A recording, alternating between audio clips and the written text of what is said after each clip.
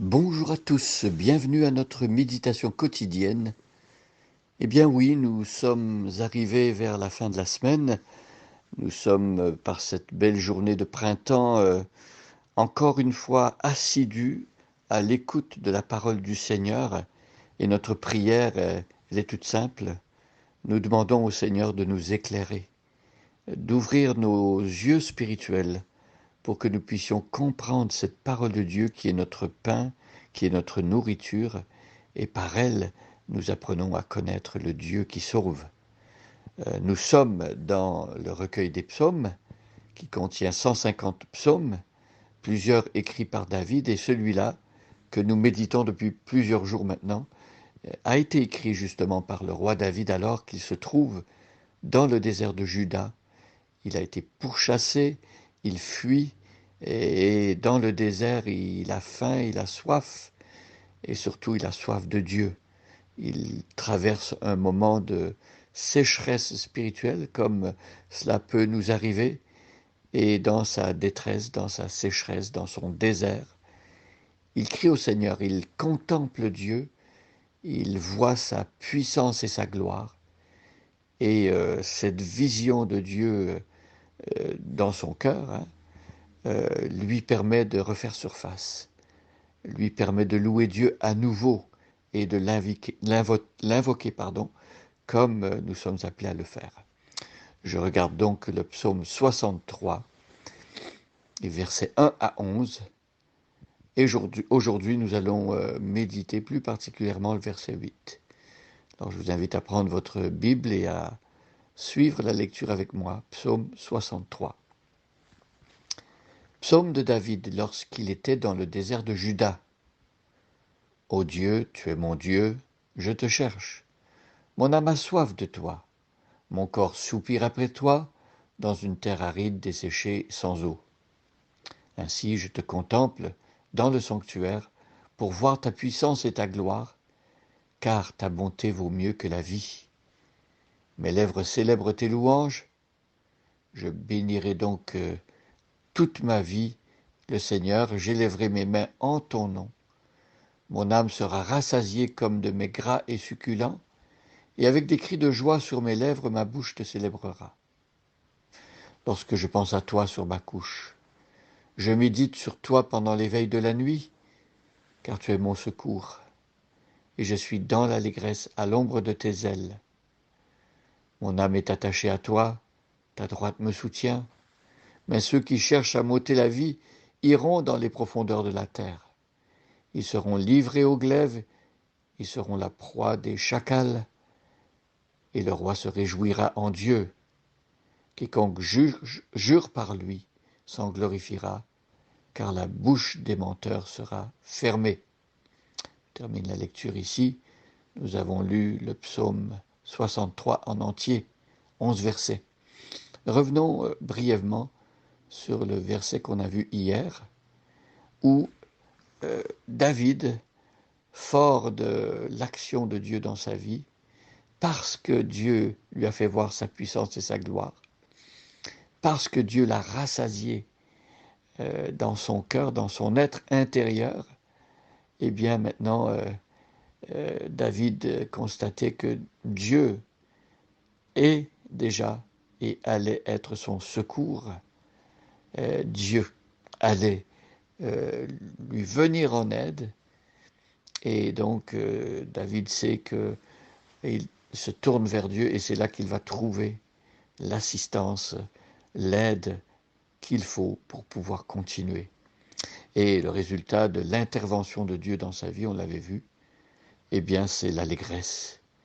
L'allégresse, la joie, euh, parce que David se sait protégé en parfaite sécurité à l'ombre des ailes de Dieu. On se souvient que David aime prendre cette image d'une poule qui protège ses poussins sous ses ailes. Eh bien, David se sentait exactement comme cela. Maintenant, nous regardons le verset de ce jour. Euh, Mon âme est attachée à toi. David s'attache au Seigneur. David est un homme pieux, attaché à Dieu. Voilà ce que ce terme veut dire. Son être intérieur cherche à être connecté à Dieu, être en communion avec Dieu.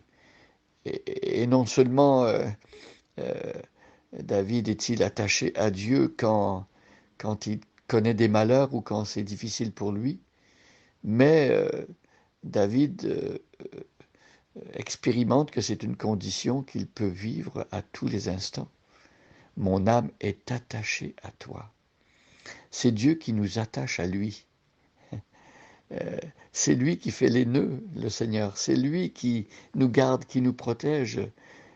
Dans l'Évangile selon Jean au chapitre 10, euh, le Seigneur dit qu'il connaît la voix de ses brebis et ses brebis connaissent sa voix. Et ils me connaissent et ils me suivent. Je leur donne la vie éternelle et elles ne périront jamais et personne ne les ravira de ma main. Voilà ce que Jésus dit au sujet de ceux qu'il connaissent, ceux qui sont de ses brebis. C'est Dieu qui les tient dans sa main. Nous sommes entre les mains de Jésus et de Dieu, et personne ne peut nous enlever de là.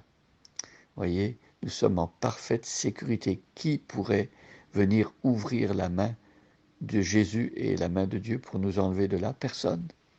Personne. Et donc, David est attaché à Dieu. Il connaît Dieu, et Dieu l'a attaché à lui-même, et lui-même s'attache à Dieu. Il veut rester dans cette situation liée à Dieu, euh, et être attaché à Dieu, ce n'est pas une privation de liberté, c'est une assurance de sécurité et de protection et d'assurance dans la vie. Si nous nous attachons à autre chose qu'à Dieu, cette chose ou cette personne va finir par nous lier, va nous rendre esclaves. Mais être attaché à Dieu, c'est la liberté. Ce n'est pas l'esclavage. Voilà pourquoi David est rempli d'allégresse. Et David dit aussi, ta droite me soutient. La droite, dans le langage biblique, c'est le symbole de la puissance de Dieu, la main de Dieu. D'ailleurs, Jésus, quand il ressuscite, il va s'asseoir à la droite de Dieu, signe de puissance et d'autorité. La droite de Dieu soutient David. On pourrait dire que Jésus, qui est à la droite de Dieu, comme par anticipation, le Fils de Dieu qui n'est pas encore venu sur la terre incarné, soutient le roi David. David est soutenu, ta droite me soutient. Voilà pourquoi David peut vaquer à ses occupations de tous les jours. Il peut vivre sa vie en sachant qu'il n'est pas seul. Il n'est pas seul. Son âme est attachée à Dieu et Dieu, de surcroît, le soutient. Alors David peut être dans l'assurance, avoir la paix, et David peut savoir que jamais il ne sera seul. Jésus nous fait la promesse à tous ceux qui l'ont connu et qui ont vécu cette expérience de conversion, de repentance et de foi en lui. Jésus a dit, voici, je suis avec vous tous les jours jusqu'à la fin du monde. Alors que nous sommes en mission pour lui, Jésus nous dit, je suis avec vous. Nous ne sommes jamais seuls. Nous voulons remercier Dieu aujourd'hui pour cette grande vérité, que Dieu permette que cette vérité puisse s'enraciner en nous. Bonne journée à chacun et à chacune, et soyez bénis.